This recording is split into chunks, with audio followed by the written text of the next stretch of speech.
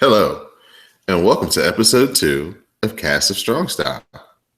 I'm your host, Don Delarente. I'm also joined by my co-host, Miss JP K. Moto. What's up, Hey, hey, Moto? hey. I am very good. How are you, Don? I'm good. I'm good. Before we get going, we'd just like to remind everybody how you can listen to us. We'd like you to visit us at www.cspn.us.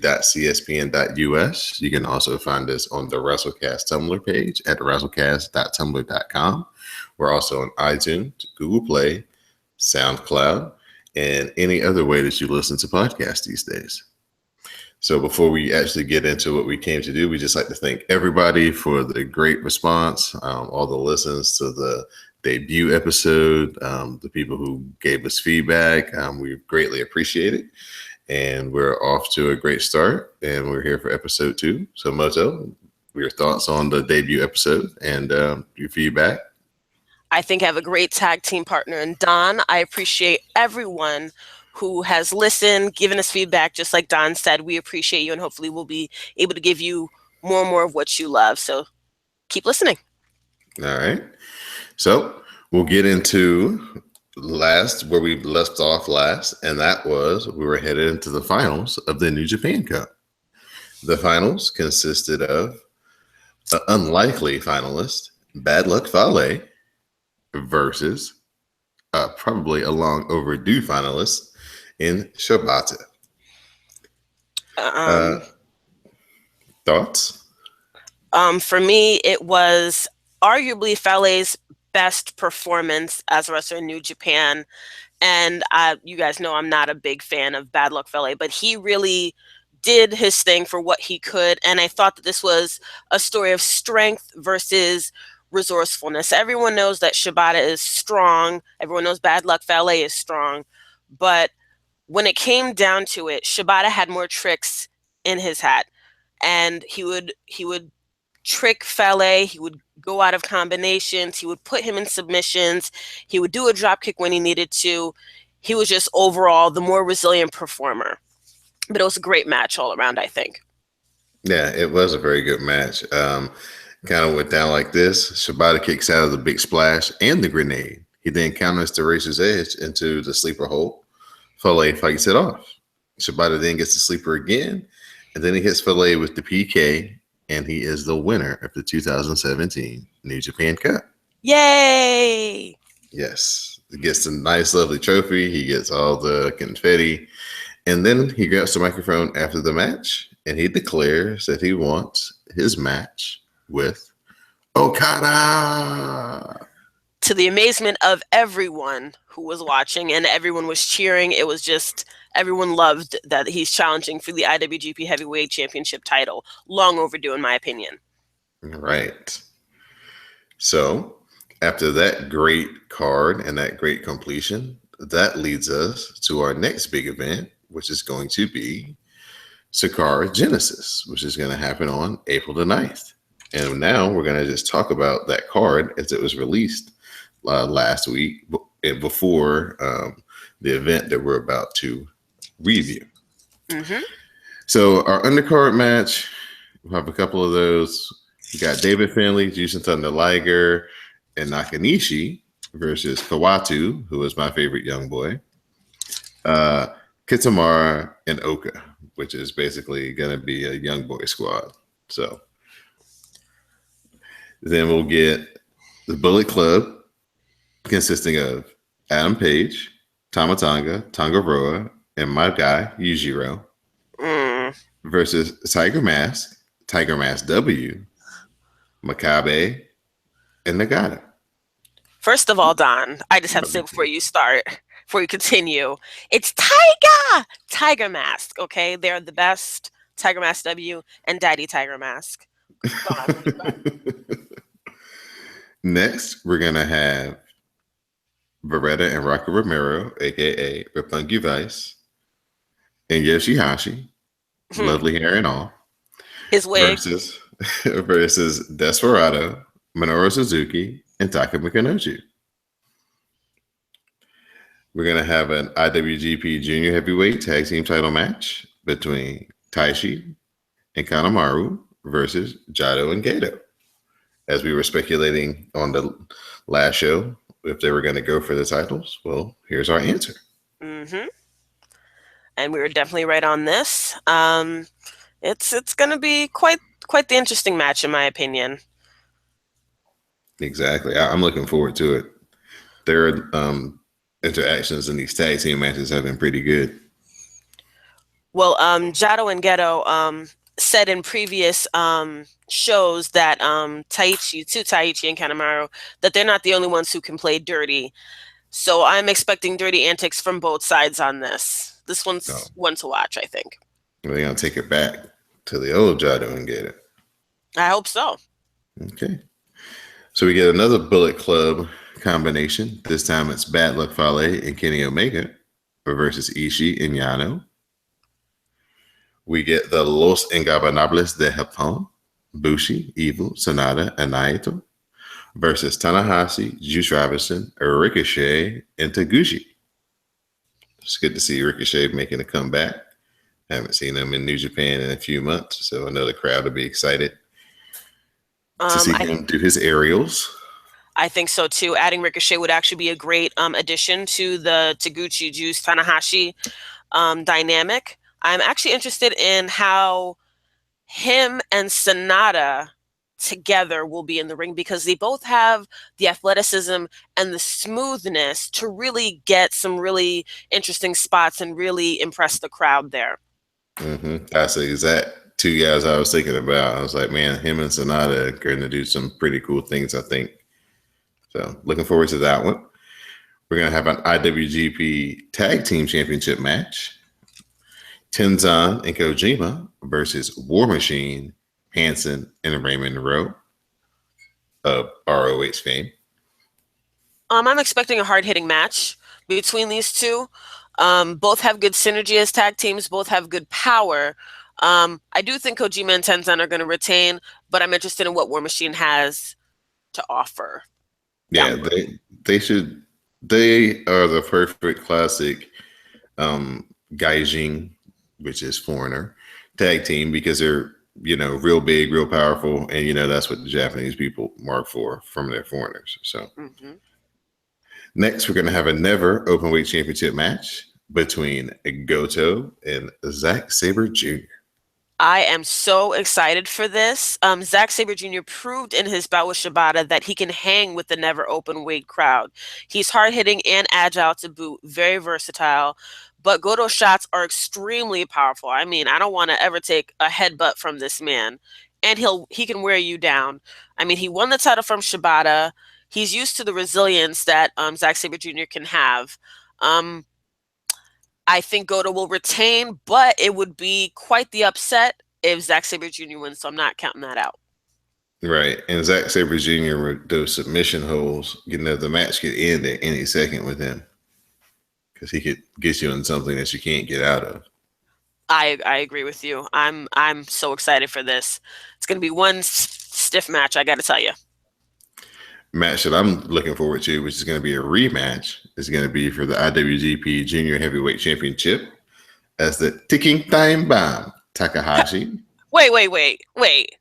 Do that again, Don, really? Go, it's yours. It's yours. All right. It's the ticking time bomb. There you go. Takahashi versus Kushida. This is the time splitter versus the ticking time bomb. Takahashi is really quite crazy. I mean, I can't put it any other way. He's starting to talk to his belt every time he's around Kushida, and he's the type of person who kind of looks as pain as some type of key, but Kushida's going to bring that key to him. Takahashi will risk his life and limb to keep that belt with him at all times. He likes his mind games, and Kushida is kind of like a simpler person, so I'm not sure how he's going to fare with that. But Kushida will also risk life and limb to try to get that belt back. He seems to be lost without the belt. So I think he's going to do all he can to get this belt. And I think these are going to be some gasping moments. People are going to be like nervous this entire match with the stunts that are going to go on. Oh, yeah. They pulled it out the last time. And then, I mean, if you want to take it a step farther, the stuff that Takahashi and Dragon Lee do when they wrestle each other is just stupid to a point where it's like, oh man, I wouldn't agree to take any of these moves that They that nearly they do killed each to other each last other. time. Yeah, they did. So yeah, Takahashi's definitely going to take it to the extreme, and Kushida's going to have to match him. And so far, Takahashi's been getting the best of him. So we'll see if Kushida can reverse the trend that's been going on here lately. On the Well, I'm going ninth, for the ticking time bomb. are you heel life? What'd you say? Are you the type of person who roots for the heel? We call that heel life. Hashtag heel life. Not necessarily. I mean, I do love my faces as well, but I have a soft spot for the ticking time bomb, and I think And he's Lij, so I know that has a lot to do with it too. oh, I can go on for days and days, but Takahashi's going to send Kushida right back to the 90s where he belongs. Yeah, Kushida hasn't been wearing the bubble vest lately. Well, he's like I said, he's lost. He needs to find his way. And then our main event, the IWGP Heavyweight Championship match between Okada and the New Japan Cup winner, Shibata. I'm telling you, Okada's going to be serious all the way. Shibata's already in Okada's head as far as I'm seeing right now. Both men are strong. Both men are resourceful. Both men are resilient. Both are going to leave this all on the mat. Don't expect anything less, in my opinion, than a match of the year contender. Shibata said previously in another interview that he knows Okada's weakness, but he hasn't chosen to reveal it. And I think he might reveal it in this match. And I think he's going to win it from Okada. Oh, you're predicting the upset. I I don't think it's necessarily an upset.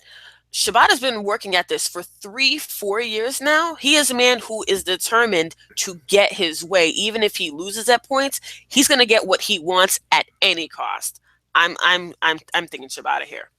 I just wouldn't see Shibata winning it on the first try. I thought maybe he would come close and then maybe somehow have a strong G1 and get back in there again and get a chance at it. Because, like if you beat the champion in the G1, you'll usually get a title match kind of in between that time and the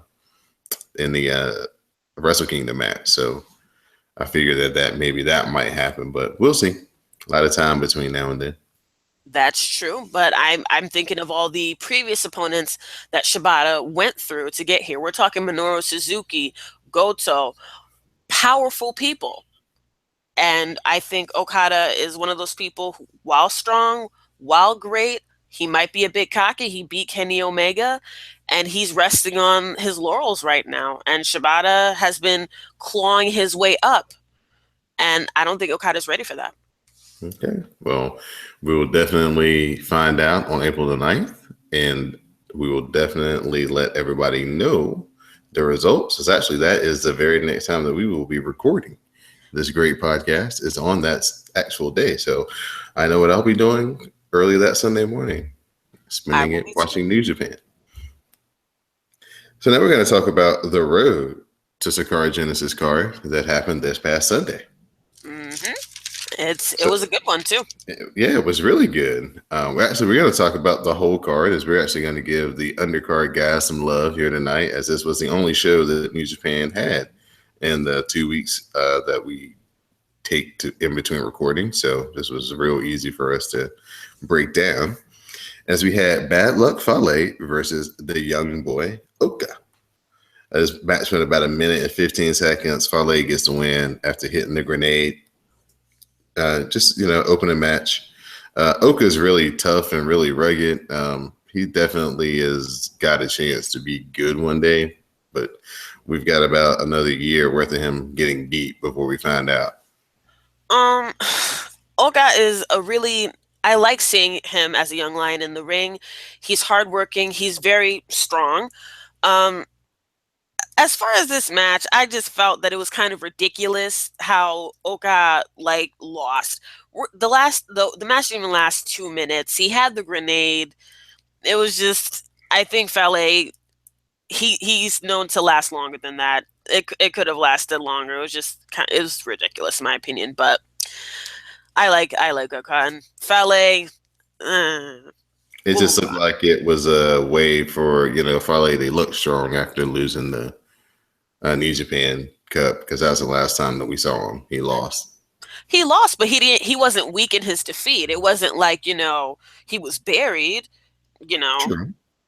And obviously young lions are supposed to eat the pins and take the loss. I just felt that this was like, not to mention other promotions, just some Triple H type of nonsense that went on. It just left a sour taste in my mouth.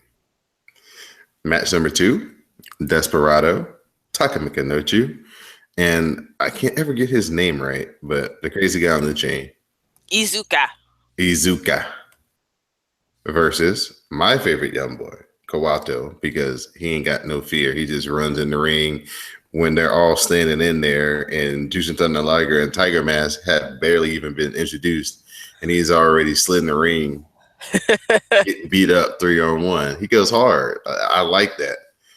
But he actually has some pretty cool offense. He got a chance to display some offense, but eventually Desperado hits him with his finisher, and the Suzuki Gun team gets the win. Yeah, Kawato ate the pin as expected of a young lion. Jushin Thunder Liger was in this match as well, and after Kawato was pinned, Michinoku and Desperado kept attacking him, and he was very mad about it. Kawato was rolled out of the ring, and then Liger actually charged. He was outside at the time. He charges back in the ring with a chair, and he actually throws it at El Desperado and Michinoku, who were outside. So it could have hit someone in the crowd, but it didn't. He was just so angry that they were beating up on Kawato. And I'm not sure what's going on with Liger, but he's pretty mad right now. Yeah, I think he really likes Kawato because they tend to wrestle in a lot of matches together. And I think he's kind of taking him under his wing, and I think that's why he was that upset. Well, it was kind of uncharacteristic for Liger to really get that mad, to almost endanger the audience. But I'm glad to see this side of Liger. He's been in the business for I don't know how many years now, and I just liked it, and I hope that we see more of this in the future from him. Right. Next match, Tenzan, Kojima, and Makabe versus David Finlay and War Machine. Hanson of War Machine tried to dive, and he hit his partner Rowe instead. Kojima then hits David Finlay with the Kuji Cutter and then the Cozy Lariat, and they get the win. As usual, David Finlay eats the pin. I feel like he's like the whipping boy of New Japan right now. I know he's there, but he just gets loss after loss after loss. I mean, it wasn't a bad match. I liked it. War Machine are brutes from Ring of Honor, good tag team. And after the match, they went and Kojima and Tenzan's face, and they wanted a challenge for the IWGP tag team titles, which we're going to see for Sakura Genesis. Yeah. My thing on David Finlay is he probably could have benefited doing what Jay White got to do, which was actually go somewhere and do his excursion, but he actually kind of had a change in plans because of the Matt Sydal situation. And so he ended up being Ricochet's partner for the rest of the Super Junior Tag League stuff. So that's kind of why he's kind of in a struggle right now, is because he wasn't really meant to still be in the spot right now. He was probably meant for his excursion, but because the plans changed, he was the one who got picked to be in that spot. Well, I hope he gets his excursion soon, because he is wallowing at the moment. Yeah, my man Jay White is flourishing though. He beat Kenny King at the ROH 15th anniversary show to start off the pay-per-view. So yes, go Jay White. I'm happy it's working out for him. Yeah, we get your favorite Minoru Suzuki, Tashi, and Kanemaru versus Goto, Jado, and Gedo. Kanemaru hit the diving DDT on Gedo, and they get the win. Suzuki Gun prevails. Minoru Suzuki is evil as ever. Shenanigans, microphone stand, handle of the hammer, things that they do.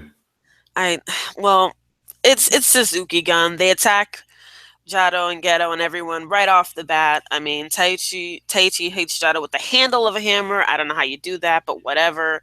Chokes him for 2 seconds. Kanemaru gets the pin. I mean, they're doing what they do. Heels do what they do. Good match, though. Yes, it was very entertaining. Trent Beretta, Ishii, and Yano versus Chase Owens, Kenny Omega, and Yujiro. Yano gives Chase Owens the low blow, then he rolls Chase Owens up, and he gets the win. I think the highlight to me in this match was the Kenny Omega Yano little interaction where he was basically Kenny Omega was mirroring Yano, like move for move. Yes. Yeah, that was pretty good. I agree with that. And it was just a fun comedic time for that part. What fans or listeners might not know is previous to this, Kenny did an interview where he said about Ishii that he's old, fat, and can't go anymore. So Ishii really took offense to that when they were in the ring. Bullet Club is on a losing streak, and I'm not sure what's going on with them. I will say Beretta took brunt of Bullet Club's offense, but still they lost. And I also want to note that Chase Owens looked like a budget Sami Zayn, so he needs to change up his look. Don't be talking bad about Chase Owens. He was just glad to be back in New Japan. Well, change the look up if you're there, honey. Just, change it up a bit. You're with Bullet Club. Let's get it together. In fact, the Bullet Club needs to get it together. I hope they do. Yeah, their recent losing streak has come on the heels of the Young Bucks not being in the company right now as they're taking their, they're making their other dates with ROH and things like that. So they seem to be kind of on the downswing with the absence of the Young Bucks. Well, the Elite need to reform in Japan and get it together. I'm not liking this losing streak with Bullet Club.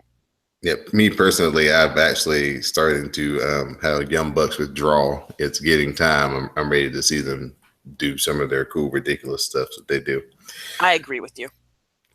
Next match, Tanahashi, Juice Robinson, Kushida, Nakanishi, and Taguchi versus the Los Ingobernables de Japón, Bushi, Evil, Sanada, Takahashi, and Naito. Juice Robinson countered the skull in. Then he hit his finisher, the Pulp Fiction, and they get the pin and the win. Totally shocked. Did not see it coming. I was too. I was surprised at that as well. This was one of the ones that really kind of, continue feuds that were going on. Naito hates Juice's hair. I have to note this. When you see him, he hates his locks. I mean, at the end of the match, LIJ went on a rampage, and Naito actually grabbed Juice's locks as he's on his stomach. His head is back, and just all the members just take turns just kicking him in the face. It was like crazy. And backstage, Taguchi actually mentioned that Ricochet was coming back. Evil said no comment. I have to say this, Juice was not happy at all with Naito. He actually called him a quote-unquote effing asshole. So that's what's going on. And Bushi says that they'll actually be the longest defending six-man tag team champions soon. And Naito also said that the New Japan is not giving the fans what they want. They want more LIJ. so it was a crazy match, and we've got a lot with LIJ coming up. Yeah, I'm looking forward to them having a very big summer. Main event time: Shibata and Nagata versus Okada and Yoshihashi. Shibata gets Yoshi in the sleeper hold. Shibata follows that up with the PK, and they get the win. Post-match, Okada and Shibata have a great stare down. This was a good match to get them together. Shibata really giving Okada a preview of the pain that awaits him at Sakura Genesis. I like the exchange between them. Okada kind of came into the ring looking a little relaxed, but as soon as the match started, he really got serious. And I think there's a lot of psychology between them, and Shibata is really, really doing something in the mindset of Okada.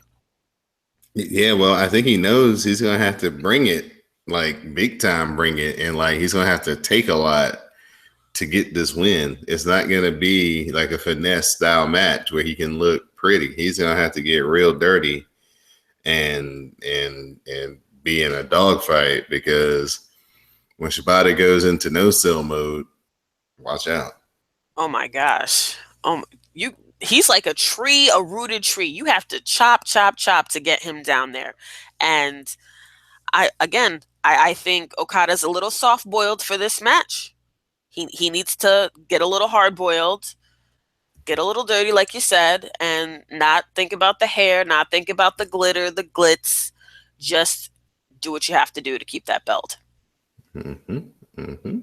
So, as you may have kind of noticed, that New Japan kind of takes a different approach to how they build their matches. They build their matches through big tag team matches lots of times. So they'll have, at least one or two people who are in a feud or feuding in these big tag team matches before they do the big one-on-one blow-off match. And then they don't have too much interaction. They have enough to whet your appetite, but not too much. And maybe if they have like 3 events where they mix it all up, on the very last event, the underdog may pin like the champion or something. Like Kenny Omega pinned Okada in the last event leading up to their match. Yes, and that's the beauty of New Japan. You're not getting too much where it's just you're saturated, and you're not getting too little where you don't even care after a while.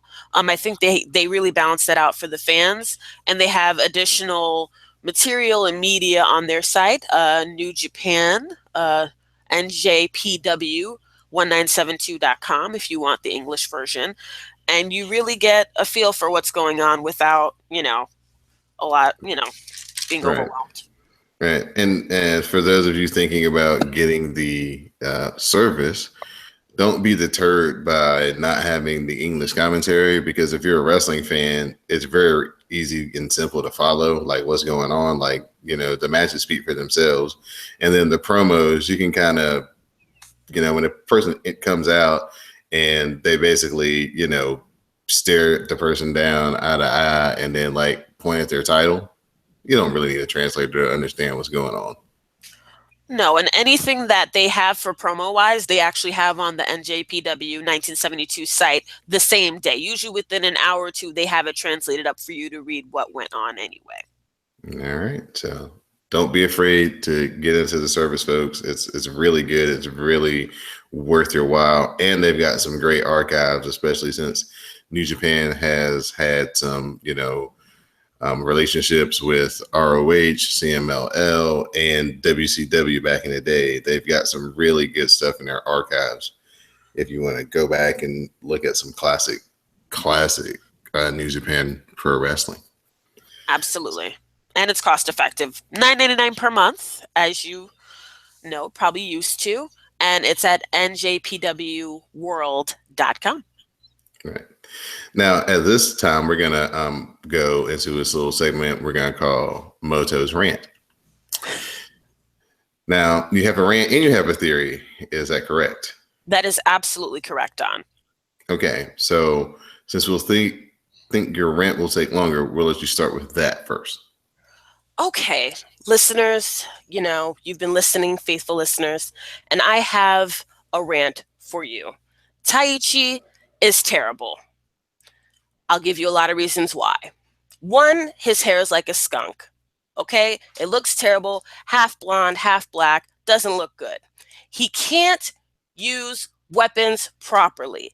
Cane, hammer, you name it. He does not know how to use it. His cane, he doesn't slam it on the back. He actually holds the top of it and then tries to chuck it at the person's neck. A hammer, he uses the handle to hit people. You use the head, not the handle. Everybody knows that. Well, I He's, mean, we don't want to catch charges here. I mean, the man doesn't want to go to jail. I mean, he is thinking about the lesser charge. how do you hammer a nail, Don? With the handle? Yes. No, with the head, but Okay. I don't know if I want to harm anybody versus hitting them We're on not the telling head you to with the do hammer. this. I'm just saying that's just how you use a hammer. We all know this. You're taught this at a young age. He just doesn't know how to do it. All right. Moving on. He's got too many props. The man has a mask, cane, leather pants, hammer. I mean, come on. It's just too much. It's like someone put a whole bunch of gimmicks in a blender and then it just spit out Taichi. That's what that is. And then he's got too many antics. He rips off his pants in the middle of the match theatrically. He makes Desperado look like a ref and does a 1, 2, 3, and he cheers for himself. He lip syncs horribly. Who told him to do that? That's a terrible idea. And he just is just overall cocky. I mean, he's distracting. He just has that heat that's not boo, you're a heel. It's boo, get off the stage. Boo, I hate. Oh, Like he's reached the X-Pac levels. Go away, Heat. yes, that's go away heat. That's not heel heat. So that said, I enjoy booing him. So I guess the joke's on me. But that's my rant. Yeah, this is like Jim Cornette back in the day. I'm happy for the compliment. And now for your theory, which I think is going to be more directed at me and trying to blow my mind. Last time we had a theory, I said that Yoshihashi wears a wig. Don denied it. And then I gave him facts. And then he thought about it. And I know for a fact he thinks that Yoshihashi probably wears a wig now. And if you don't know, Google Yoshihashi. I'm telling you, that hair don't move. Ever. That's a wig. Does have a very Jimmy Johnson like quality to his hair. I was watching the match, the tag team match, the main event with him and Okada versus Shibata and Nagata. And yeah, for like the first 2 or 3 minutes of the match, I found myself just kind of staring at his hair. And I'm like, oh, Moto. Mm-hmm. Mm-hmm. I bring the truth to the masses. That's what I do. I do it for you. It's like she done got me more intrigued to whether this dude's hair is real or not, more than his actual match right now. And I had to like kind of reset myself and refocus and not try to focus on his hair. You don't have to thank me. It is quite noticeable that it doesn't do a lot of moving and Mhm. it doesn't get like ruffled in any various places, like during headlocks and things like that. And his occupation is a wrestler, folks. A wrestler. It's a wig. But that's not even my theory for today. You don't have to thank me, Don. You're welcome. You're welcome, listeners. And time for my new theory. Now brace yourselves. This is controversial. I think that Okada is an android who is controlled by Geto. That's fine. You can laugh. That's okay. That's fine. That's well, fine. At times he does seem kind of robotic. That's fine. I've prepared this for you and the listeners.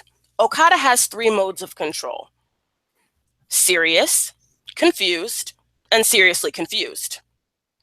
Now, it's almost like when he comes out, if you notice, when Geto comes out with him and he claps 3 times, Okada just looks around like, where am I? What's going on? Then he goes to the ramp, still confused. And then when the announcer says his name, he's temporarily set to serious. And then he does, his thing on the top rope and he's loving the crowd. And then right after he talks to himself on his intro, his entrance, he goes right back to confused. I'm telling you. He's also equipped with sensors so he can adapt quickly to an opponent. Now, why would Geto do this? Think about how old Geto is. Think about how he's not in his prime anymore. What is Okada in his prime? An ace, young, pliable, and also champion. Why not control who you want if your age won't let you? I'm just saying, Triple H does it. Why not Geto? Think about it. Think about it. Mm-hmm.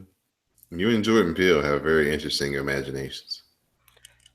I think I am absolutely correct, and you're going to watch his entrance, and you're going to see how confused he looks because he's being controlled by Ghetto.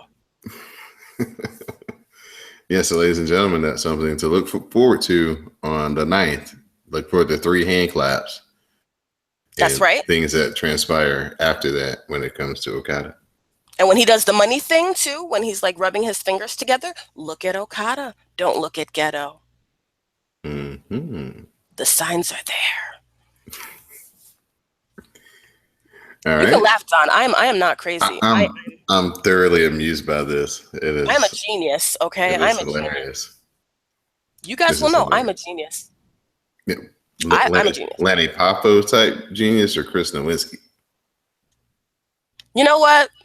I am my own type of genius. See, you trying to shade me right now. That's cute. That's cute, Zon. But you know what? You know the truth is out there, and I'm here to bring it to you. You're welcome, Don, and you're welcome, listeners of Cast of Strong Style. We appreciate it. The Moto system. We appreciate it. Mm-hmm. I don't think you do, but that's okay.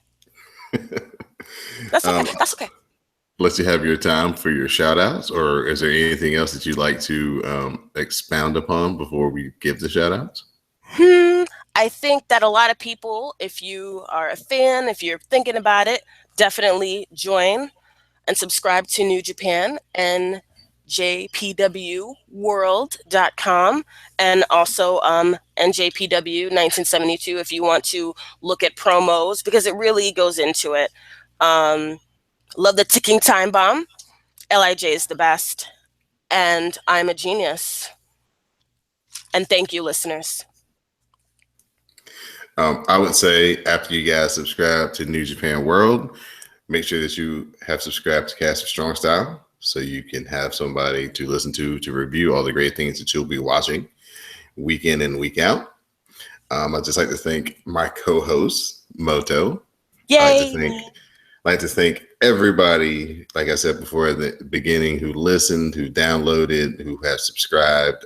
Continue rocking with us, and give us any suggestions and feedback, and we will definitely try to implement and take your suggestions into account to make our show the best that it can be. So until episode 3, this has been Don and Moto, and this has been Cast of Strong Style.